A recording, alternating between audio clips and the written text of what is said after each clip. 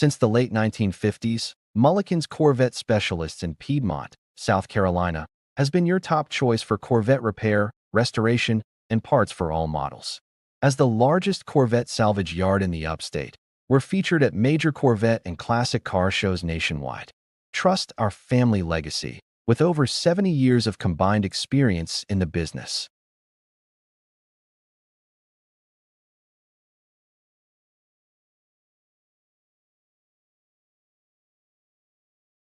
Our dealership has quality pre-owned cars and SUVs that will fit your budget.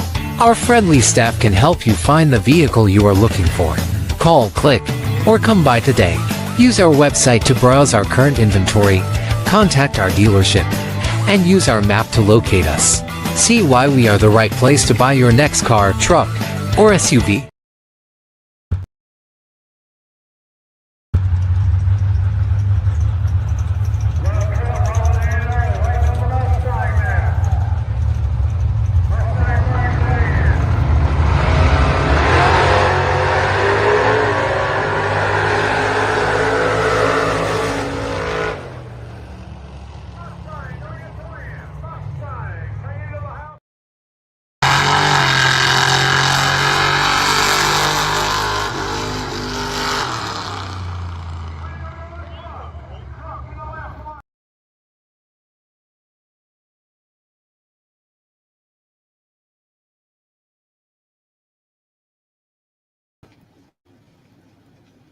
Fat Rabbit and Stick Show, buddy. What's going on, man? How you doing, man? Hey, just another day, huh? Tell you what, that was a good show Saturday that the Gear Jammers put on, and we had three winners that really, man. I was talking earlier. We probably could do a show on each one of them. They've got such a So they have resume of success. a lot of accomplishments for sure. Yeah. How about those? We pulled in the gates there, and I mean, they're three wide pulling in to pay. It was a good turnout Saturday. I was a little late, and they was all the way backed up to the road coming in, two abreast, and I was like, man, I can't believe this. But I was so tickled. We keep having good car counts, and good for Greer, good for racing. Racing is good right now, and I'm gonna tell you what. It's gonna be tough. It's gonna be tough. I ain't really seen nobody step up in the points over there to I know in the pro class, it's up in the air. Yeah, I'll say it's for any somebody grab hold to it and run with it. They just hadn't done it yet, but which is good. I mean, really for the class, each class has kind of been, especially the pro class, has kind of just been just a big mix, good variety of winners, so that you kind of no one's really just dominated, which is pretty cool there. You want to get into our results? I know we got to. Let's bring Chad in, and we'll let him handle the Greer results. And come on in, Chad. Hey, buddy, how you doing? What's up? Good. Go. Are you still in Pickens trying to pick a race tonight, or? Nah, I'm not out on the road. I'm at my usual Wendy's location here in Columbus. So I guess I need to plug them. If you're coming past through Columbus, stop and get you a day's double or single or something over here at Lord. Wendy's in Columbus. You was on top of it last week. You was plugging everybody. You was giving everybody a shout out. Well, I mean, if y'all don't have me on here, I can't win any money racing, so maybe sponsorships or line up or something over here. So you start seeing stickers on the side of the car for long. I room available. I'm a rolling billboard. What do you want to pay? What you got for us, Chad, on Greer's results? Yeah, starting off in the pro category, we got Stevie Dustin. I saw the name Sidewinder. Cheap Heat, whatever. Little Mustang, as we saw in the video there, took out and we'll talk to Stevie more in the show. But beat Justin Coker in the final. Justin's making it look easy here lately, ain't he? He has 3 weeks in a row. I think 3 weeks in a row he's been in the finals. 2 wins and a runner-up. It doesn't matter where he goes. He's in the finals. So making the Love Truck proud. So in the foot brake category, it's Matt Ward over Phil Durham. And y'all was talking about points. I know from the foot brake category, I'm pretty sure Phil won first round. So my assumption is with Brent and Harold both losing first round Saturday, I would assume Phil probably accumulated enough points to take over the points lead in the Service Transport Incorporated Championship. So he put himself at, as they say in golf, on Saturdays it's moving day. He had a big moving day this past Saturday. So, hey, before you go on, I think they had a little issues there to start the day. I believe he had Sammy and them was trying to find a night that broke the wheelie bar.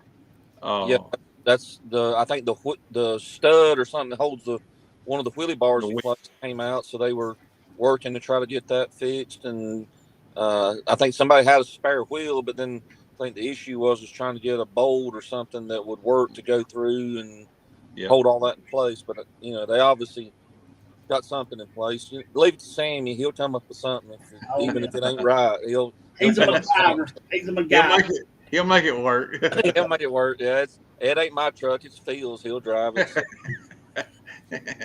Then in our sportsman category, Will Dotson. So leave it to him and Parker.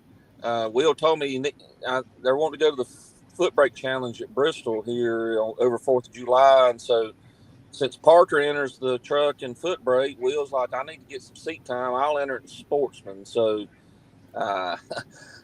as only they can do. I mean, I think he short shifted it and this, that, and other and all, rolls out there and runs Ronnie Forster in the final. Ronnie beats Will first round of the race, but then Will comes back in the finals to even the score on the day with Ronnie. So Will Dotson over Ronnie Forster in sportsman. And that Big Daddy's Toy, is that what it's called? Big Daddy's Toy, yeah. So, I like that's the name of the truck. Yeah. Anyway, so we'll let Parker know the truck's capable of winning. It's just a matter of who's driving. So got the nut behind the steering wheel, right? Yeah. So in our team category, it's Bo Sims, and apparently between pro, foot brake, and juniors, you needed to have like a matte black colored car to win Saturday. Exactly, that's what I was thinking. You got Bo Sims beating Kaylin Madditz there in the final. So I'm pretty sure I remember Kaylin won the Dash for Cash, so she worked her way all the way through the finals there. So a good day in the junior category. So y'all won first round, so it was up points carried all the way through too. Yes. Yeah. Yeah. So I think and actually Bo had a good day as well in points. So both of them, moving day for both of them too there. So yeah. And in the motorcycle category, it was Andrew Patterson. I'm pretty sure that's back-to-back wins in motorcycles for him, right? Yep. Over Joaquin Ortiz. Obviously, between them two and Jamie, they still need to get more participation in our motorcycle category. But them three's just on a, battle of the fittest to the end here at the end of the season in the motorcycle category. Another category, our team class, Hunter McElvaney, he's picked up another win. We need more participation in our team class as well. So, and then as you mentioned, we had the Gear Jammers there Saturday, and so in the main event we had James Satterfield. I believe he was driving a little grayish colored, almost black Mustang Fox body style. He took out Tom Talman in the red and white 55 Chevy in the finals of the main event, and then their second chance race. Rick, I'm gonna go with Nicola. Anyway, I got you. There again, I think he's in a black Chevy too, so they're gonna need to have a black gray car of some sort. He beats Ronnie Skinner in the finals of the second chance race. Ronnie's been a long time super stock gear jammer and the real pretty Chevy 2 gray colored with the stripes and stuff on the side. So those guys put on a good show. They had a good turnout of them. So as you mentioned, it's a good turnout all the way around. Hey, you was talking about juniors earlier. You was talking about Bo and then Kalen as well. And we talk about these drivers and up and coming and such as that. And we mentioned Macy throughout the year and stuff, and even toward the end of last year, the progress she's made. I want to give a shout out to Mia Sinclair. That's Todd's daughter. She's really. It seems like every time we see her over there, she really improves.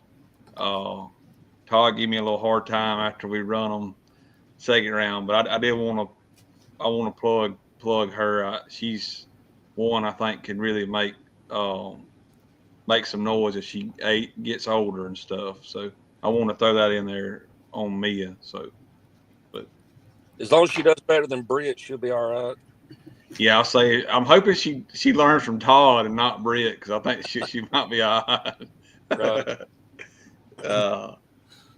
Tom, what you got on Union? Union County Dragway, we had in the top eliminator, we had Mark Arrington over Stephen Peeler. I think he's been, I think that whole Peeler family was tickled to death. They had the little Firebird dialed in, and he picked him up a runner-up. In the semis, it was Junior Raper. I think him and Peeler had to run it at 3, and Peeler got the win there. Modified, it was Morgan Carroll over Jim Wood. Jim Wood, man, and then Carroll's, they all the time in the end. Semis was Ryan Snipes and Mike Threat. Sportsman was Lowell Martindale over Alan Roberts, Mr. Excitement. Semis Doug Duterman over Kaylee Tate. And junior dragster, it was Rylan Williams over Travis Pace and Riley Purvis. Seems like he's been getting mentioned a lot lately. Yep. But yep. That's Union County. Oh, we had a few of what I consider our locals that went elsewhere, and if there's others, we're sorry that we didn't get them as well. But our boy Terry Wasson picked up the win at Orangeburg, which is South Carolina Motorplex. Also, South Georgia had a divisional, NHRA divisional, this past weekend. Jackie Robinson got runner-up, I think, on the first day in Top Sportsman. And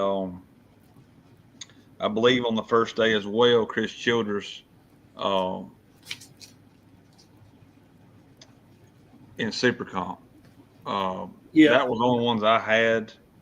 Like I said, if we miss any of our locals going elsewhere, we try to do a good job about, mentioning those folks that aren't just local, results. But has it started? Jackie must have got healed up, right? Oh, yeah. Yeah. He done took his bandage off, and he's back at it ready. I thought you're supposed to be laid up for 2 or 3 months with a knee surgery. That don't apply to Jackie Robinson. Nah.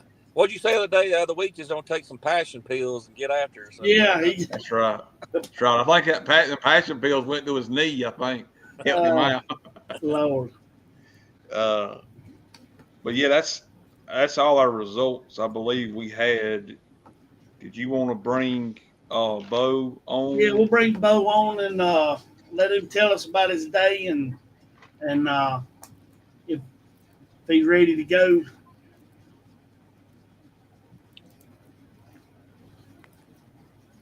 Hey, buddy.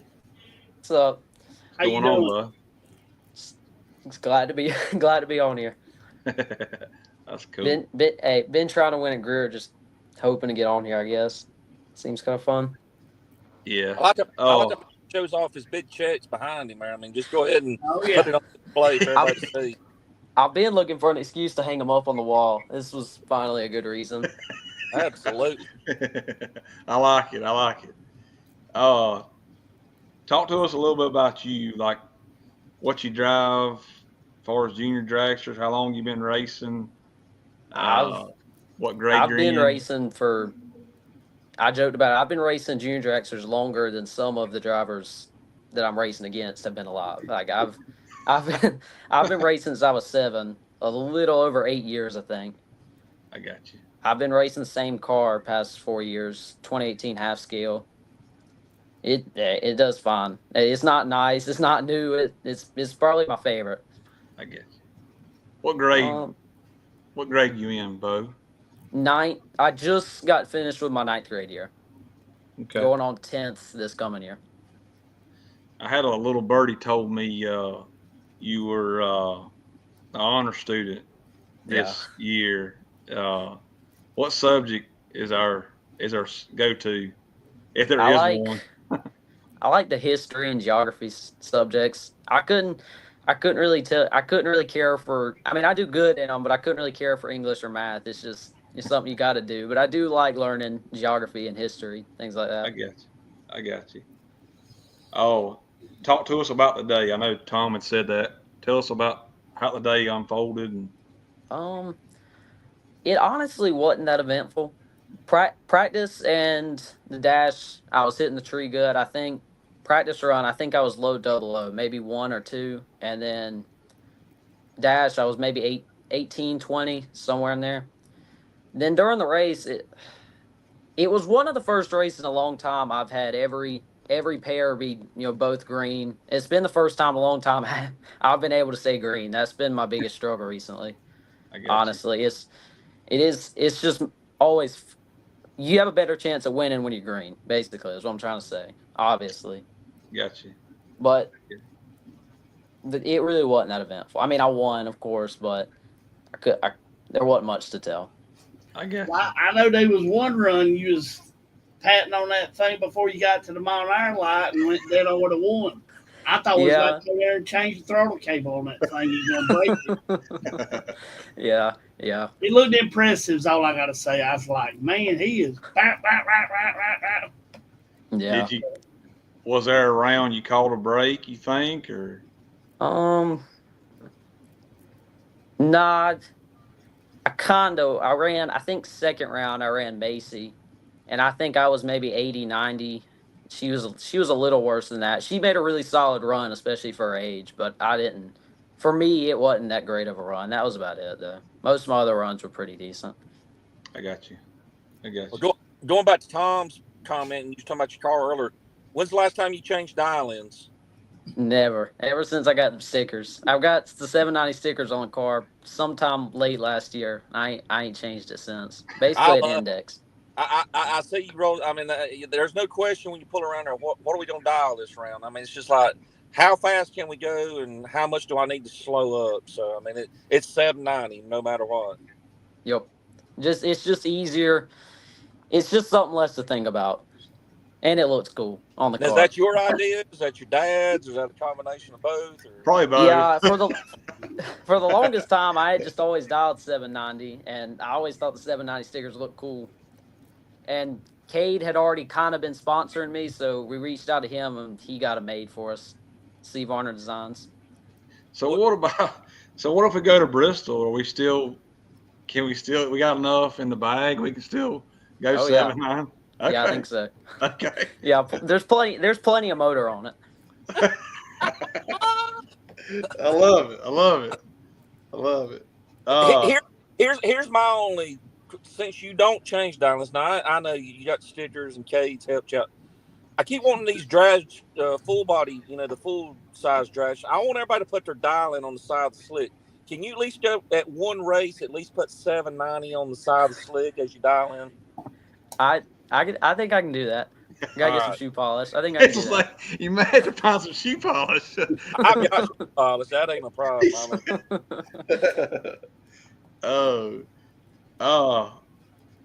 So another fun fact I learned is you have run at 24 different racetracks in your career.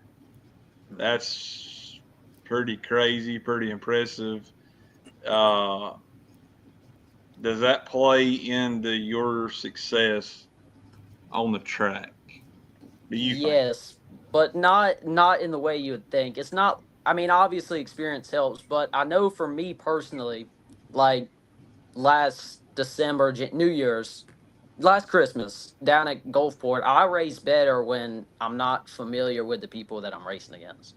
It's like if I go to like I said, Gulfport down in December, we were in a Mockley or Bradenton. Like that's an advantage for me, not thinking about who I'm racing against. I got you. I guess you. I can see that. Yeah. Tom, what you got, buddy? You pretty much run all year long, though. Did you even take any time off to?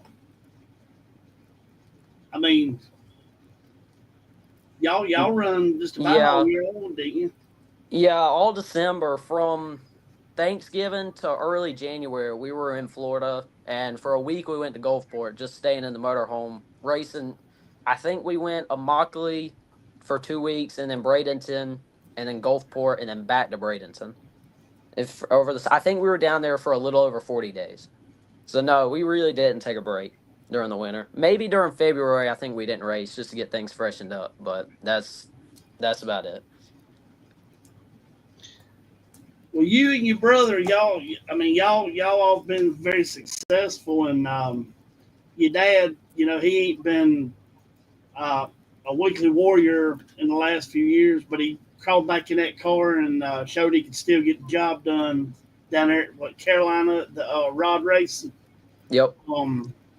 What is that something you want to pursue, rod racing, when you get in a big car, or are you just going to try to stick with bracket racing? I think I prefer bracket racing, but like I think I wouldn't turn down the opportunity to class race, index racing, either one. I like I said, I think I'd much rather bracket race. Just to answer your question. So what is the plan after juniors?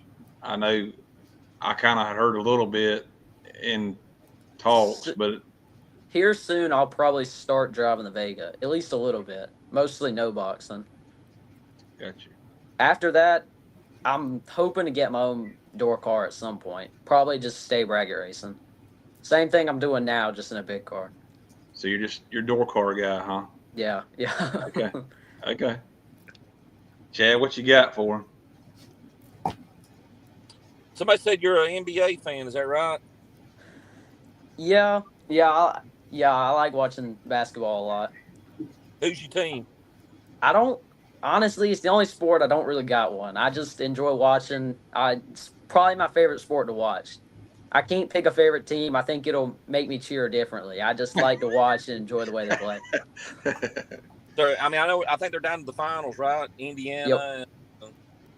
Indiana and OKC. Or OKC. I'm sorry. Yeah. So who are you going with? Probably Indiana, just because I kind of think they're the underdog. Some of their players are cool. That's just who I'm rooting for. We always talk about Vegas odds every time I'm on here. So I don't know who the Vegas odds are on. So regardless of money aside, you're pulling for Indiana. Yep. If I had to bet, I'm 100% betting on the Thunder though. OKC for sure. The Thunder is one pick, sentimental is the other. So. Yep. Gotcha. Oh.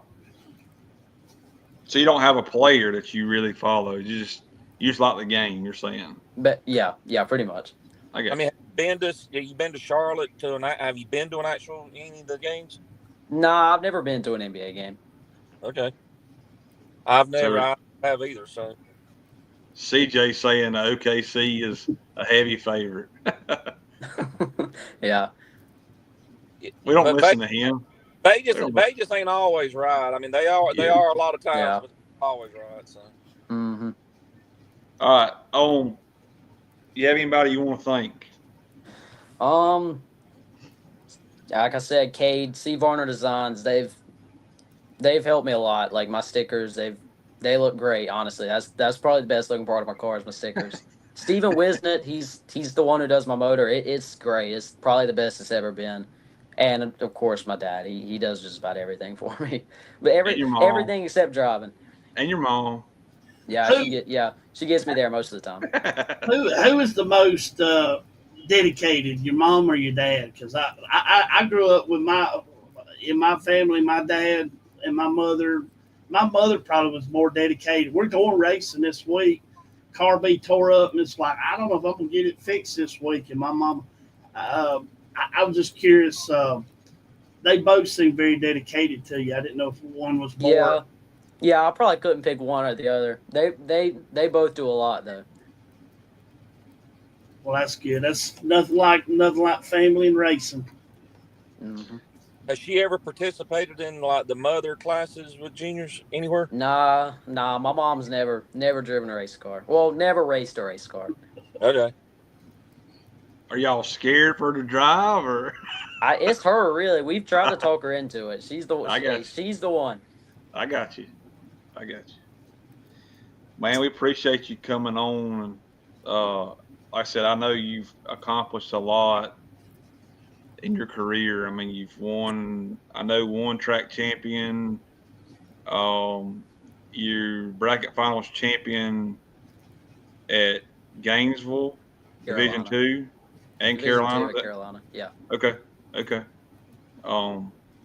And you helped yourself a lot Saturday too for at Greer. So yeah, anxious to see how things play out for you and really your career as it goes forward. But thank you for coming on, being with us. Thank Tom, you. I'm Chad. happy to be on. We here. appreciate you taking the time and spending with us, and thank you very much. Congratulations on Saturday, Bo. Yes, Thank you. sir. Thank you. Yes, sir. All right, buddy. You be good. You Take too. care. Happy to be See on you, here. bud. All right. Oh, well, I guess we got Matt Ward coming on next. He's another one. He's accomplished a lot, making it look easy over this week. And let's bring him on, Hayden. Hey guys, good Matt, evening. how you doing? Hey, Doing bud. well. How are y'all? Pretty good. Hey, man. Good deal. Good deal. Chad, go ahead. No, I'll let you lead. Go ahead. No, I was just going to say I know a little bit about you just over the years, but tell some of our viewers a little bit about Matt Ward. Man, I've been racing for 20 some years now. Started in the mid 90s. I think it adds up to 20 something. I got two kids that race, Ava and Kate. Kate is 12, Ava's 15. Both run juniors. And a lot of weekends, we all three race. And let me tell you, if you're all three racing and you're running two juniors, you better be in good shape. Yeah, I was going to say, Lord, If anybody asks me, my secret is you better be exercising, right?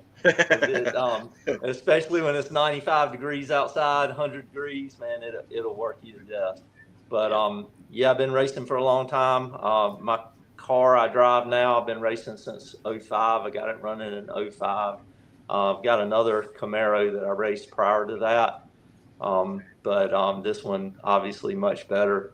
And it's just continued to get better over the years. I keep doing little tweaks and tunes on it. And man, I hit something about 5 years ago.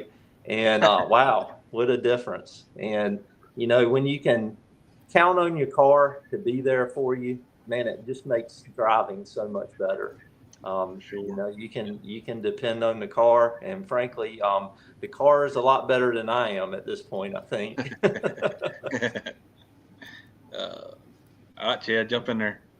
I say just to give a little secret. I ain't trying to give away all of Matt's secrets here, but he's another one of those. He can usually pretty well run the dial in. I mean, he's got something to get rid of on top end. So.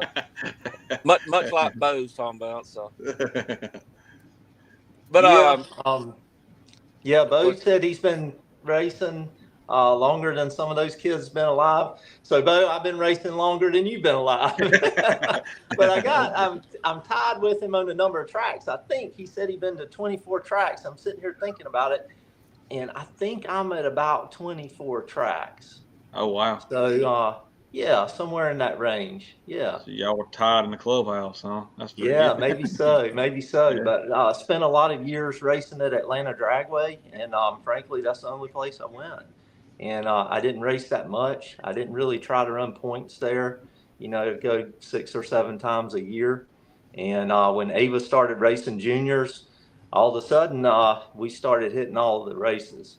And, that helped a lot too. Racing more frequently helped a lot. But one thing I'll say about Atlanta Dragway, I love those people there. The family that we had there at Atlanta Dragway was amazing. From the time I started racing there, people just welcomed me. They welcomed anybody that came in. And man, I formed some friendships that I truly believe will last a lifetime. They're the best friends. Racing friends are the best, right? I heard a pastor talking about it recently, a preacher that raced for a long time, and he said, a lot of my racing friends treat me better than the church does in some cases. And when you get your racing friends that are Christians, I mean, you really got something there. Oh, yeah. Really good people. And I can't say enough about that. There was an article came up, I think it was from a drag something on Facebook, but I happened to have a couple of pictures of my daughters in there, which I thought was interesting, but it was talking about the racing family. And man, I can't say enough about the racing family.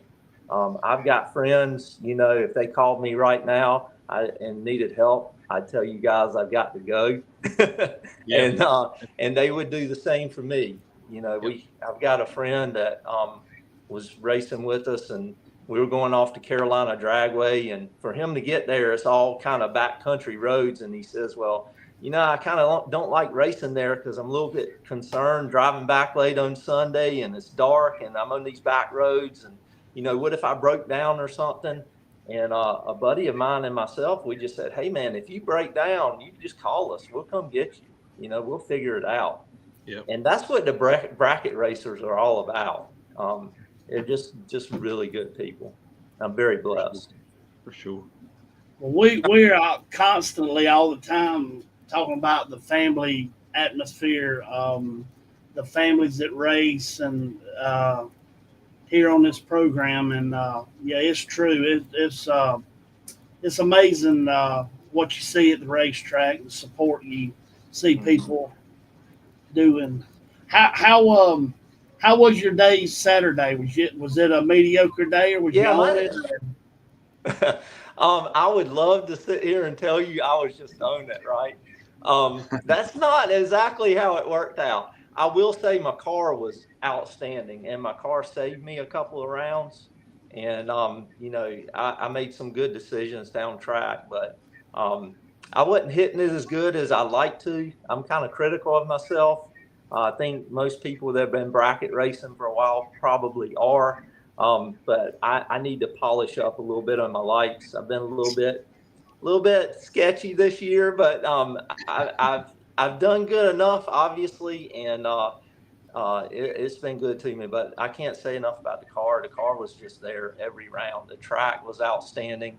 I had runs that were within a few thousandths at half track, several in a row. And when the car will do that, it makes it a lot easier on you as a driver. I'll say you'd mentioned previously. I mean, you kind of answered some of my questions, but I think it's great. I mean, between yourself and Stevie, who we'll talk to in a minute. I mean, not being the quote unquote local to come in. Yeah. And I mean, I like that. I mean, some people may not, but there again, that is what it is. But you've traveled, you've raced. You mentioned Carolina. I know you. Mm-hmm. You want to tell some of your other tracks, Rockingham, some of these others you participated in as well? Yeah. So Atlanta closing, it hurt, right? I mean, we raced there. A lot of friends that raced there, but I'll have to say it was bittersweet because I started going out to different tracks and racing. And when I started getting out and moving around, racing different people, racing different tracks, you learn a lot, right? And I learned a lot during that time in those next 2 to 3 years.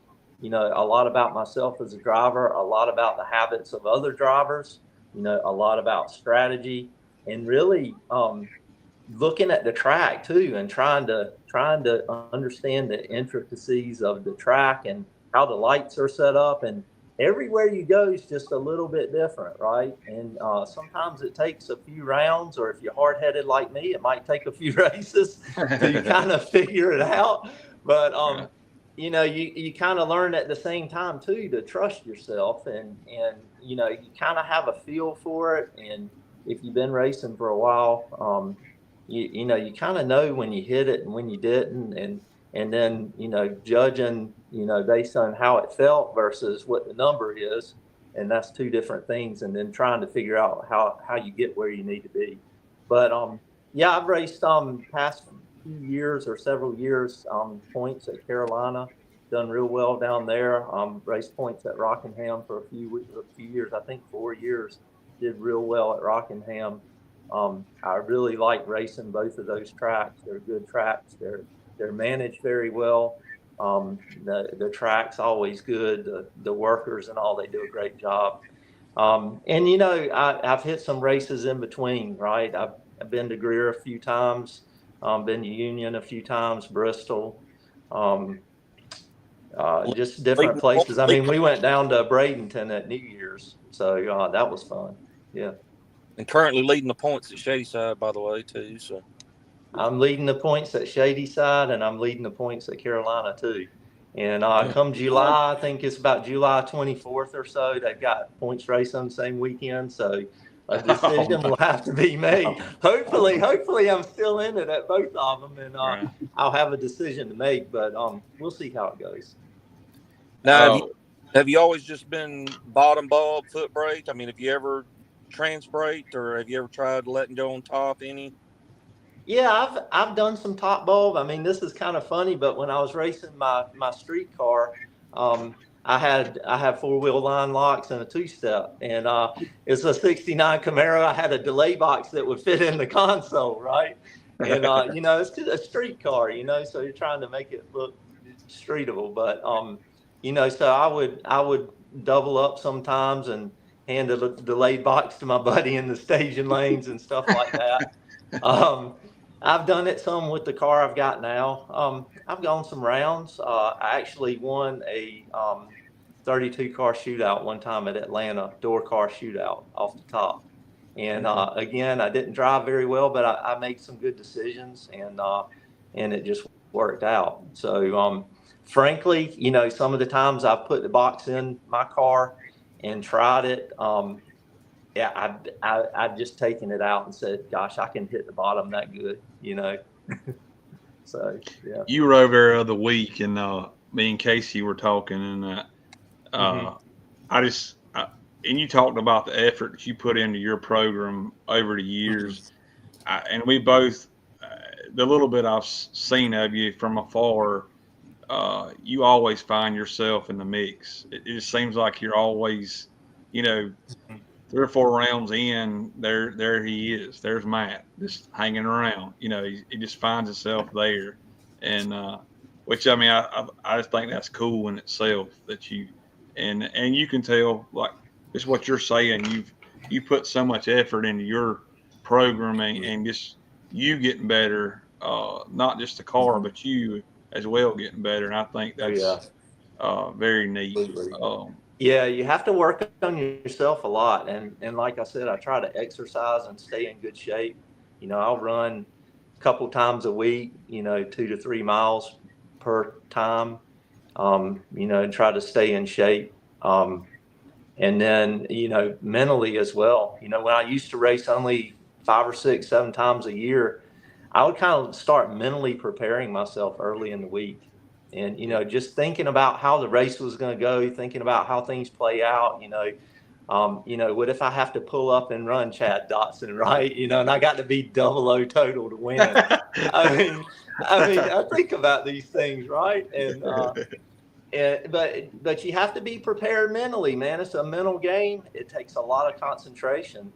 And until I, you know, I've said it sometimes, you know, you get in these late rounds and sometimes your nerves get to you a little bit, and you'll hear people sometimes they'll see a final round or something and say, oh man, you know, that guy was only 30 or 40 in the finals. And yeah, you know, you think, well, he goes through this whole race and he's only 40 in the finals, you know, how can that happen? And it's like, he was there, right? You weren't there. Yeah. And you got to be there to be able to say those kind of things, because when you're there, it's different, right?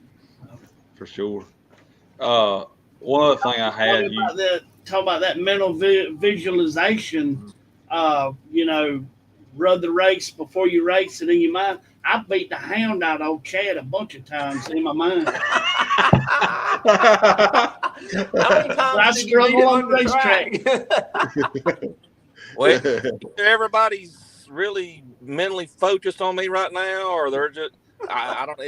I got to get it changed around somehow or another. Maybe I'm not thinking strong, focusing enough myself or something. Well, I will say Chad put like 006 total on me up at Shadyside in the final round this year. So I think it was 00 something, right? And I turned it red against him. So I was shooting for it, but I didn't get there. But no, man, there's some good racers out there. Some really, really good racers. And you better be on your game when you pull up beside them, right? For sure. Oh, you mentioned your daughters earlier in junior racing. From what I understand, they're pretty competitive themselves. Mm-hmm. Now, the oldest one, is that Ava? Is that correct? Ava, yeah. Did she not win the ACF a few years back? She did.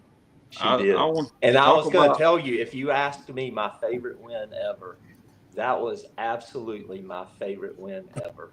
And I don't think anything I could win myself would ever top that. I've never had just like feelings, that feeling of emotion and excitement like the ECF. And and I'll say this to people who are listening, if you got kids and you run juniors and you've never been to ECF, go to ECF. I thought the first time I went, we're going to go up there 4 or 5 days and race junior dragsters, and there's going to be so many junior dragsters. I don't know if this is going to be fun, right? And I went up there, and man, I've had a blast up there. And man, that year, Ava, it was when she was 11, and she was just on. And I've worked on those cars so much. Those cars will drive you absolutely nuts. And you think, well, it can't be that hard. It's only one cylinder. Well, let me tell you, that one cylinder will drive you out of your mind.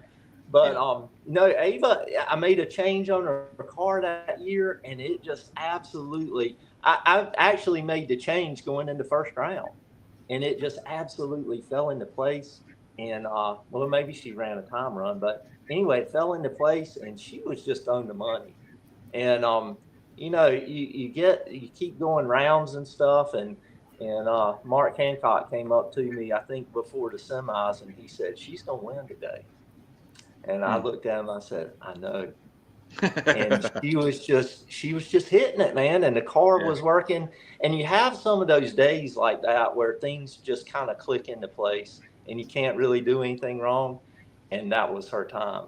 But some people took some really good pictures of us, and just the excitement, you can see it's just unreal. But I remember she's sitting there before the final round. And like I said, if you've been to ECF, there's about 500 people standing on the starting line. And I'm not really speaking in hyperbole. I mean, that's really how it is. And, and I'm just like, I'm a nervous wreck, right? We're standing back in the staging lanes, and I see the girl she's running in front of us, and the dad has taken weight in and out of that girl's car about 5 times, right?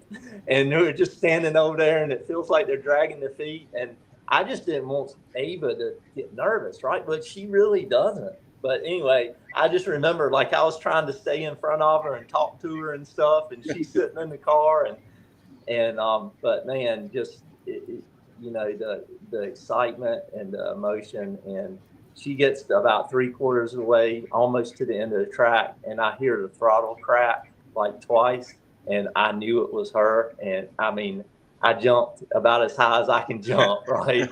But it was a blast, man. The kids have so much fun up there, and again, the racing family, they've got friends all over the country, right? All over the Southeast, especially, but from going to Bristol, all over the country.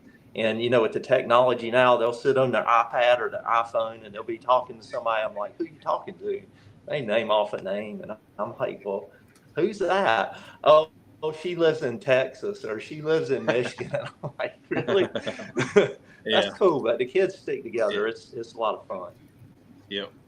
Yeah. I want to give you that opportunity to talk about that because I had seen that she had won a few years back, so I want to give you that chance to talk about that. Yeah, I appreciate that. Yeah. Y'all have anything else for him, for Matt?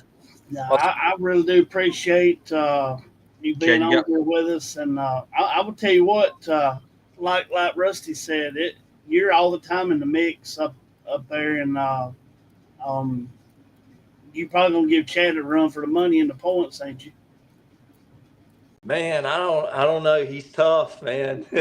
And when Chad has his own days, I've told him, I've seen him do it, man. He'll double O off the bottom like 3, 4 times, 5 times in a row, it seems like. And it's just incredible. It's very impressive. Like I said, there's some impressive racers out there, and a lot of good guys win a lot of rounds. So yeah. I appreciate the kind words, but talking about Bristol, I mean, any plans to go up there for any of the foot brake stuff races, or you just mind gonna stay with your local stuff, or? Yeah, I'm thinking about it, Chad. I did. Yesterday was the deadline for the early entry, right? And I think so. I did get in on that, but I don't have definite plans for going yet. They're good about giving your money back, if you can't make it for some reason. I don't really know what my schedule looks like then, but I would love to get up there and do that again. Haven't had much luck there. Last year in the Sunday race, went a couple of rounds. My buddy Steve got down to 6th. That was a lot of fun watching him. It's a good time up there. It really is. So maybe you'll see me up there. I expect you'll be there. Yeah, I pre-entered myself, and that was my last point I wanted to bring up if we had a chance. So I'm assuming you met Steve and Pete, the Wideners, and all through Commerce, and that friendship's carried on since then. Absolutely. Yeah. And I was good friends with Jeff, who was Steve's twin brother. I don't know if you know the story, but Jeff passed away from cancer. I think he was 39 years old. And Jeff had the better car between Steve and Jeff, and Steve races Jeff's car now. And when Jeff was sick with cancer, he got to the point where he couldn't race, and he says, "Hey, Steve, take my car and race it." And so Steve still races that car. He's got Jeff's NHRA number on it, and it's still got Jeff's name on it. So you'll hear a lot of times they'll call him Jeff. He said he doesn't mind. But man, what a great memory! What a great way to remember your friend and your brother. Yeah, it's really cool. Yeah, the Wideners are good people. I really enjoy. They're good people. Mm-hmm. Well, appreciate you being on, and congratulations again on Saturday. And I'm sure we'll see you at sometime here, Shadyside, somewhere or another along the way. Yeah, sounds good. Thanks for having me. Appreciate it, Matt. Yeah, y'all take care. You too. Soon. Well, I guess we got a lot to talk about. I guess we'll bring Stevie Dustin on. Let him see what all he got to say. Hey, buddy, how you doing? Doing all right. How are you doing? We was talking about all them other guys running all them different tracks. Looks like you've run a lot of different places yourself, ain't you? Yeah, I was just looking up how many I think I've raced at, and I think I'm around 30 that I've raced at. Oh, you're the leader in the clubhouse. He's the leader. But I have been to 149 racetracks. Oh my Lord! I Lord! keep track of them when I'm on the road for work. But if you guys saw, Van from Drag Illustrated was at Greer, I had to ask him how many tracks he's been to, because I thought there's a good chance I could be ahead, but no, he's been to 162. I got a little bit of work to do to catch up. Oh wow, yeah. Well, I was gonna bring that up. He's talking about Bo, talking about racing. So when you're traveling with work, do you intentionally try to go by a track, or do you just circumstantially pass by them, or what? I may or may not have made a couple of detours to go to said racetracks, but now I'm to the point where they're so far off the beaten path that I would really have to go out of my way. So it's been a little while since I've added a new one to the list. So what's the most unique out of the ones you saw? What's the most unique setting of the ones you've been visited? Bandimere in western Colorado, the conditions they have to run under, like it's 10,000 feet easily, like DA. And up there in the mountains, the weather changes like crazy. Like Bandimere, I think, was a better Bristol, and it's a shame that I never got to race there, and none of us will be able to now. But there, and it's crazy. Like a lot of the Northwest tracks are very similar to the Northeast tracks, like with altitude and like just scenery. It's really crazy how similar they are.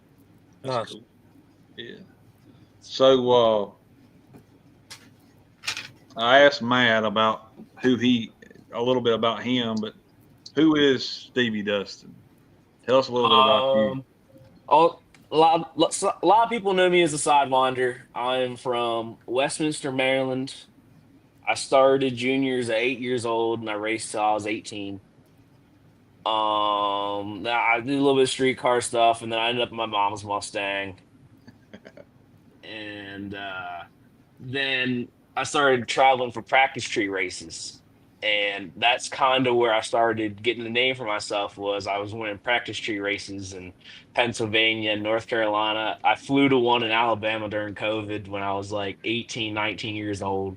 Nobody knew who I was there, why I flew in. Yeah. But I started out foot braking. I didn't even top bulb until during COVID. I used my college fund to buy a truck and a 67 Mustang I could top bulb with. Oh yeah. I love it. I love it. Yeah. I raced that for a couple years, and then I started racing for a couple other people like Sarah and Withrow. And then I got to the point where I got a real job. Now I live in South Carolina. And I traded my red Mustang for Cheap Pete, the 85 Fox body. And it's come a long way. I put a lot of money in it, and it's a real contender now. I'm really happy to where I am with it now. And I've only raced with it twice this year. And I went to Dream Team. The worst I did was 5th round. And then ended up winning one of the harder places to race is Greer. I also like to thank Shane Max for not showing up. So I'd have a chance. Yeah, I've seen you in the Steve's truck some, and you've drove the dragster for him, hadn't you? Yes, him and Larry McGowan. Larry McGowan lately I've been driving for a dragster a decent amount, but Triple Threat was Withrow and him, and that was just one of those weekends that felt like a dream. Like, you know, you're so locked in, like you're not even celebrating a win light. Like, you know, you're there to win. Like it's hard to explain what was going through my head that weekend, and I've not felt that way since, especially not last weekend. So you coming from Maryland, did you run? Where was your home track? My home track was Mason-Dixon Dragway. Okay. And my parents actually met at 75 and 80 Dragway, which I never got to race at because they closed. Fun fact, I've been by that track. I said fun fact, I've been by 75, 80 before. That place is cool. Yeah. I really wish I got a chance to race there. That place seemed like it was a cool place. Yeah. I don't know how they ran quarter mile there, but they did. No. So what did you like coming here? What you were talking about coming to Greer and stuff. What did you know much about the tracks around here? Or no, not really. And I came to Greer, I think it was 2 years ago when I first moved down, or was working down here. I didn't move here yet. I ran the foot brake race. Okay. I lost both entries 3rd round. And then Cody Spears said, "Hey, you might be able to make it to Ware Shoals." I'm like, I have all these tracks saved in my phone. I don't even have Ware Shoals saved in my phone. And I made it there for 1st round, and oh my God, that's a pretty cool track. That's an experience. Right. Now you're talking about Fat Rabbit stomping ground. I remember you coming down there. I remember You do? I showed up in first round, throwing shit out of my car, trying to make it a lane. That definitely had turtle lights on first shutdown. But that is a cool track. I definitely do want to race there again someday soon. Well, now going back to you talking about starting, and now is it your uncle? Was it John Dustin? He used to run like hot rod and quick rod and all that back in the day. Yeah, so John, he went around running hot rod and quick rod, and I don't really remember much of it, but I remember Dad being on the phone with him every time he won, and it was a lot. I can always remember, back in the day, you used to get the Drag Review magazine, so I read it from front to back, no matter if I knew, but you'd always see his name pop up, and then you remember certain names, and be able to associate with stuff later on. So, yeah, for sure. He's been racing local lately. He got his kids in the juniors, which is really cool. They're in Luke McGacky's This Is Bracket Racing Junior, and they're doing very well. Nice. And it's helped them a lot. And he's still doing good. His cars are still aqua fresh. They're still bright green. Yeah. He ended up winning a dragster in a raffle a couple years ago and got it painted the same color. So you could definitely tell when he's at the track. He is, yeah. Yeah. But yeah, and then he's helped a lot actually with switching this thing over to a Power Glide. He helped me out with converter and like just small things I didn't know that I needed to put a Power Glide with a Ford, because I'm used to working on Steve's Chevy stuff, and it would have been dumb for me to go Chevrolet when both sides of my family are Ford people. So I'm sure your Maxes are happy about that. I told my dad. I told my dad. I said, we're gonna have the guy that won in pro on the show with the Mustang. And he said, really? I said, he's got a Ford motor in that thing. Can you believe it? And he just lit up. So you got your new fan, buddy. He loved it. That's awesome. It would have been easier to find LS headers for that thing than it was to find Ford headers for that thing, because I had a heck of a time finding headers for it. Is there thoughts of coming to the next 10K at Greer we have coming up? Or absolutely. Actually, it just so happened to work out with work that I'm going to miss racing this weekend. I was hoping to go to the Sean Sayre Memorial, but unfortunately, it just didn't work out with. I have a West Coast route for work, so I'll be in California in a couple of days, and then I'll get back in time for the next Greer 10K. Then I'm excited for it. Yeah, I'll say the last one we had was pretty successful too. But yeah, we the quick 16 is always pretty cool. Just we've always enjoyed it. But yeah, it's pretty cool watching KB go 380s there. Yeah, that's for sure. I've seen it. Yeah, I'll say you had that, and you had Scott Duggins' son Josh in the dragster. I know Josh. Yeah, he went 79, 78, 78, 378. Yeah. Oh yeah. I hope he had a shootout. Oh yeah. Oh yeah. Oh yeah. Oh my gosh, that's cool. Chad, what you didn't got I hear that was the track record? That is the track record now. Yeah. Yeah. That's cool.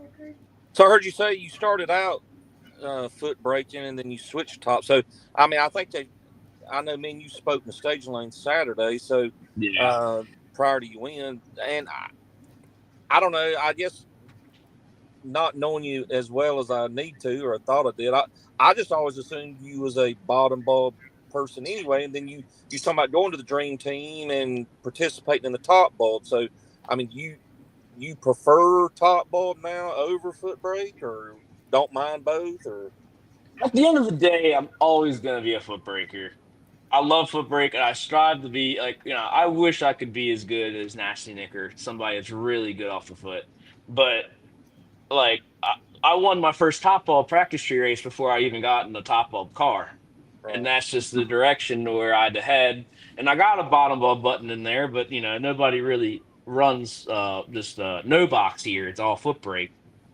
and I'm to the point now where I can let go good off the top, and I'm better off in top off. But I will be at Foot Brake Challenge in July because I got a free weekend entry. Oh, that's cool.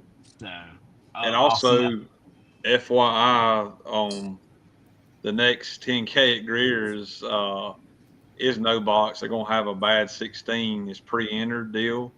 What is it, Chad? 2 to win. Is that right, Chad? I was thinking it was 20. Yeah, it might be 2. Yeah. 1,500 or 2. I don't remember exactly. So you could definitely do that. Yeah, I've seen that. I was really interested in last year in that, but I hurt my motor the first time run at Greer, and I ended up taking it home, and it didn't make it back down here. I left it in Burlington, and I actually ended up getting second place at Piedmont in points. Oh wow! And, okay. Yeah, my boss lived up there, so I just left it at his house. I got you. But yeah, I'm to the point this year that I'm gonna foot brake or will foot brake, and then leave it back to top and probably stay there. That's cool. Yeah. Like I think Chad said earlier, it was cool to see. I don't say a fresh face, but somebody else win, roll in there and win like you did and Matt did. It's kind of been a variety of winners, especially on the top bulb side at Greer this year. So it's been cool to see that. I do know how hard it is to win at Greer. I've been to 2 or 3 races there and I've seen who's in top, and I know it wasn't easy.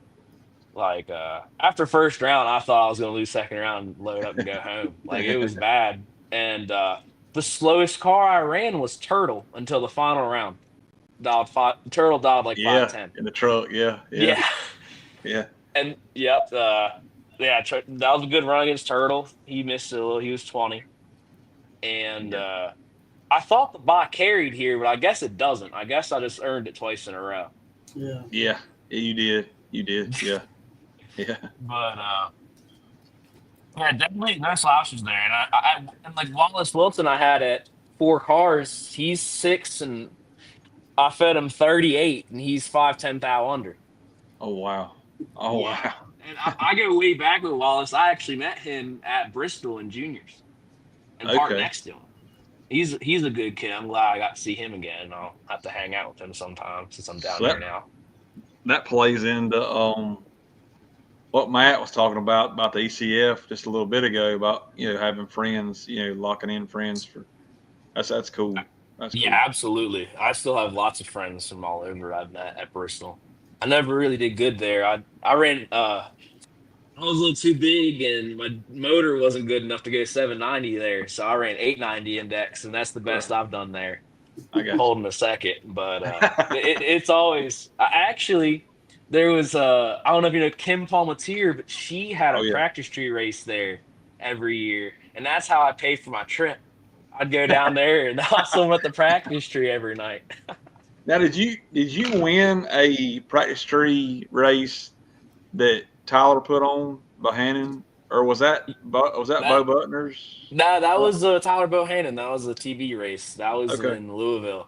Okay. The funny part is, like, we were actually snowed in. I got back from Florida with his rig and was stuck in his plow truck for like 3 or 4 days before that because there was a bad snowstorm in Virginia and everybody was gridlocked. Yeah. And then I had to convince him, like, hey, there's a race for a dragster in Kentucky, and it's $300 an entry. They're taking 64. Would you like to buy me in? That's a lot of money. And Wither paid me for plowing and paid me a little extra so I could double in that race. And so they ran first round of the $4,000 main event before they ran the shootout. And I lost all 5 of my entries first round before the shootout. All 5 of them. It was like $150 the buyback window. And then those first round out the gate, no time run for the dragster. Oh, wow. Yeah. And luckily I got my head together, and there's a video on that somewhere on YouTube, but I think my worst light was 5. Wow. And I just Like there was some really good runs, and like if it was a tie, they reran. Like what if it's a tie, they rerun it. It doesn't go to the tree. So there was a rerun or two in there too. Like it was surreal to me. I still can't believe that I won a dragster in a practice tree race. And I was talking about it earlier with somebody, and that was probably the highest paying practice tree race of all time. Wow, that's crazy. Yeah. But that was really cool. So, I wish I could do it again, but they don't do that anymore. What you got anybody you want to thank? I know that. Yeah, mom and dad, obviously, like they're my biggest supporters, even though I don't see them too much. Dad built the motor for the car. He's all excited about everything I do. I always let him know. And Blaine Parrish, I want to thank. He did a lot of work to this thing over the winter and made it a new car. Oh wow. Okay. Yeah, he completely wired it. I put the trans in, but he did pretty much everything else. Headers, everything. Trans limes. Can't thank him enough. Mike McCandless for letting me get off work to go race, and then obviously Shane Maddox for not showing up last weekend. I tell you what, I'll go over there in the morning and tell him you're thankful for him. Yeah. Just tell him to not come to the Tangerander. Maybe we'll have a chance. I don't know if I can keep him away.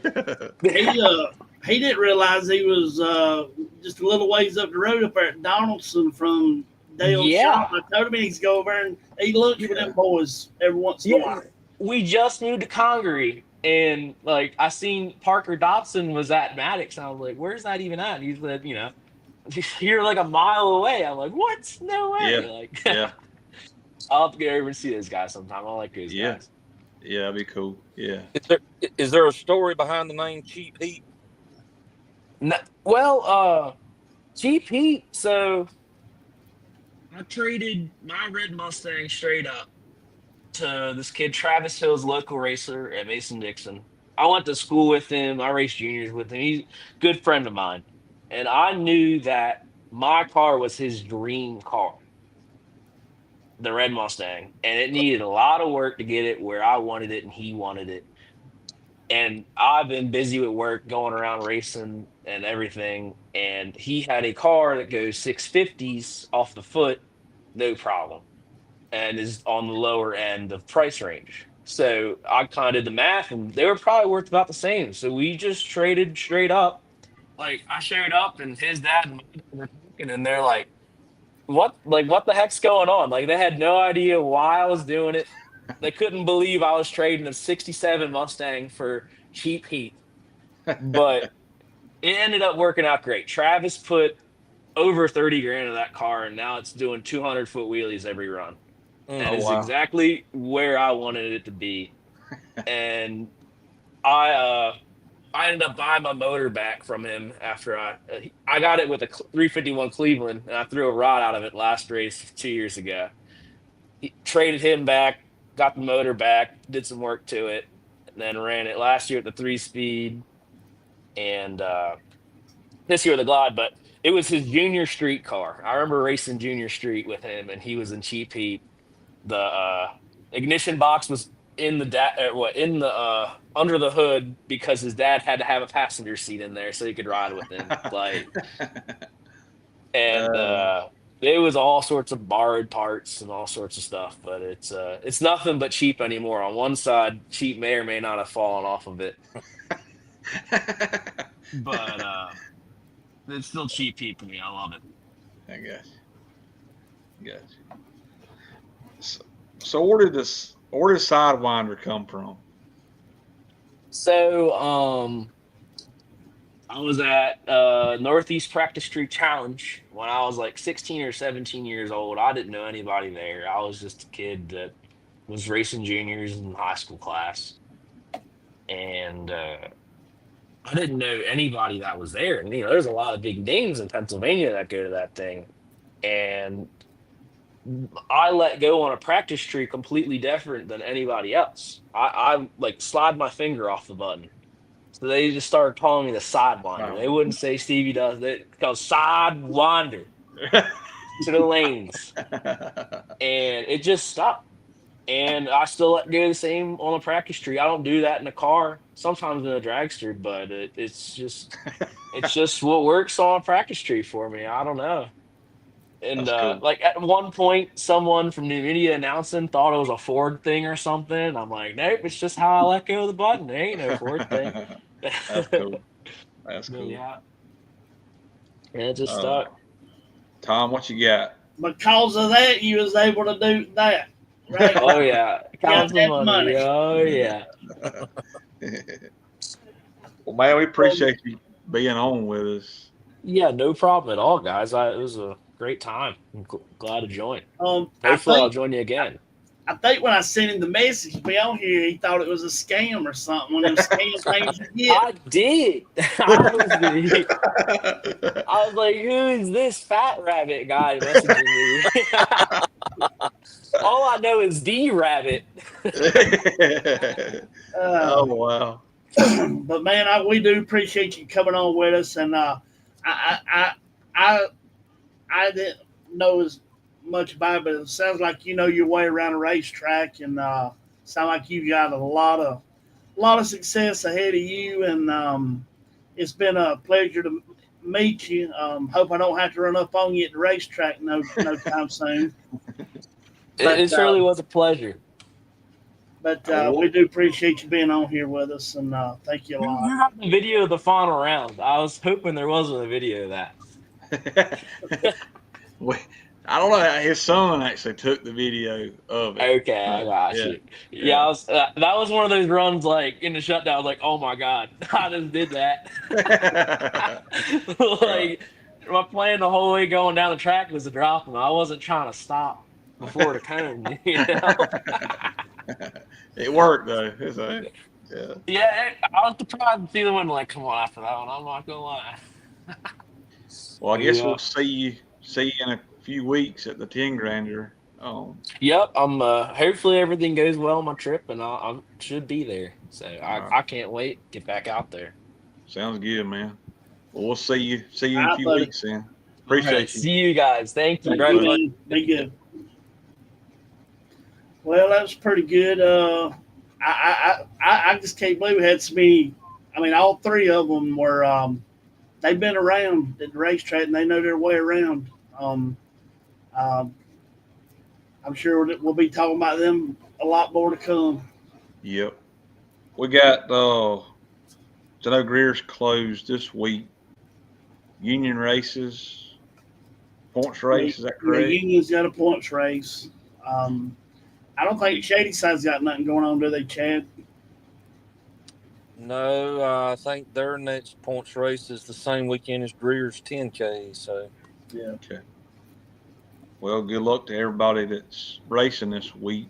I think I seen Hyatt mention Farmington's having a cancer, some kind of race up there. Farmington, Brent Hyatt had posted. Okay. Yeah, I think that's like a fundraiser type deal. I think their proceeds go to. That'd be a good time for sure. Yeah, I think it started out at North Wilkesboro, and they get such a large turnout. I think they ended up moving it to Farmington to be able to hold more cars and fans and everybody that shows up. So, well, like Stevie said, there's the race out at the Sean Sarah Memorial races at Galat. So but anyways, like anybody that's racing, good luck to you this weekend. If you're watching, and then Greer's back at you next week with a bracket race, and then the 530 index. Yep. I'm actually anxious to see that. That's going to be something to talk about. I've seen one of those, but and then the week after that's the second of the third 10 grander, right? Yep. Yeah. So if folks are watching, maybe get a little chatter going. I know Bell's ready for a Calcutta, I'm sure. So, but hopefully we can get a little chatter going with that 10 grander coming up, and hope people show up. I was going to give a quick shout out there. I saw it earlier on in the show. Tom Paulette chimed in. So from up north. So I'm sure him and Stevie was able to. He understood Stevie's accent and didn't have no trouble interpreting that. So yeah. Well, when he said Westminster, Katie's got family that lives there in Westminster, so I know exactly where he's talking about. Where he lives. So that's pretty neat. But I'm glad to see Tom still active or watching the race. Yep. Missed not seeing the track and stuff. So he's always supportive for years there. So yeah, he called my dad one day and was talking, and my dad put him on the phone, and I talked to him a little bit. He mentioned the show that day. He watched. So yeah, that's cool. But just hope folks continue to watch us. We appreciate your support as always, and follow, like, share, subscribe on YouTube if you can. Yeah, for sure. Do it all. Yeah. What is that, Tom? What's our? Just give us a mic and an opportunity. Opportunity to mic, baby. That's right. Now, do y'all still have shirts for sale too? If anybody's interested, we got shirts for sale. We about sold out last week. I done got another bundle coming, but we got shirts. All you got to do is let us know. You can text us, messages. We'll bring them to you at the racetrack. But yeah, if you want to look good, you got Rusty and me on the back. Yes, sir. Hey, Trey Strange said he got one. He said, "Yeah, I got one with your face on the back." I said, "You probably won't turn that thing inside out." So, but we appreciate everybody buying them. Anything you can do to help us, it's just go help the racetrack. Because, like I said, we're gonna put everything back and try to do different things. We got an announcement next week for junior dragsters with some stickers. We got stickers available now to put on your race car if you want to support us. We will have them available next week. We're going to do a little something for the junior dragster class for the remainder of the points races at Greer. But a lot of things happening, and we sure do appreciate everybody for joining us, and thank you very much. Appreciate it, Chad. Thank y'all for letting me onions again. All right, buddy. We'll see you next week, and I guess we'll head out of here. Yes, sir. Mic and opportunity, baby. Mic and opportunity. See you, bud. See you, man. All right. Are you looking to add a deck on? Needing a new roof? Wanting to upgrade a kitchen or even start from scratch?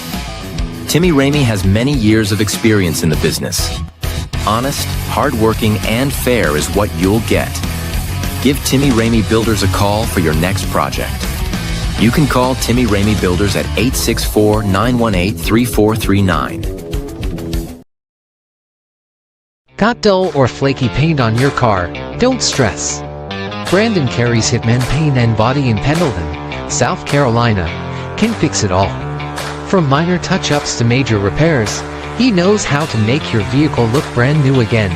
Using quality materials and paying attention to detail, he ensures you're happy with the results.